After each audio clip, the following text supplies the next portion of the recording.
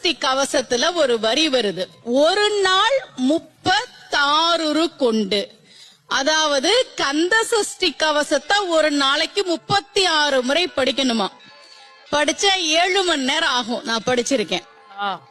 ஆனா கலியுகத்துல கந்த சஷ்டி கவசத்தை ஒரு நாளைக்கு 36 முறை படிக்கிறதுக்கு நேரம் இருக்காதுன்னு தான் அதுலயே சூட்சுமமாக ரகசியமாக ஒரு விஷயம் சொல்லப்பட்டிருக்கு. முருகனுடைய அருளால் நான் தெரிஞ்சுக்கிட்டேன். அதை நான் உங்களுக்கு சொல்றேன். ரவண பவச ரரரரரரா ரிவண பவச ரிரிரிரிரிரி, இதுக்கெல்லாம் என்ன அர்த்தம் நான் தேடி தேடி தேடி முருகன் அருளால் தெரிஞ்சுக்கிட்டேன். சரவண பவ முருகனுக்கான மந்திரம், இத 6 முறை சொல்லணும். இப்ப சாவ தூக்கி பின்னாடி போட்டீங்கன்னா ரவண பவச, அத 6 முறை சொல்லணும்.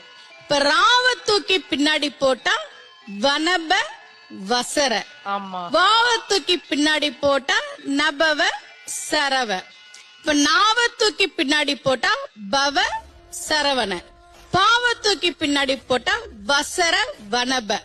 ஒன்னொன்னையும் 6 முறை சொன்னா 6 × 6 36 வரும். இப்படி சொன்னால் 5 நிமிஷத்துல சொல்லிடலாம். கந்த சஷ்டி கவசத்தை 36 முறை சொன்ன பலன் கிடைக்கும்.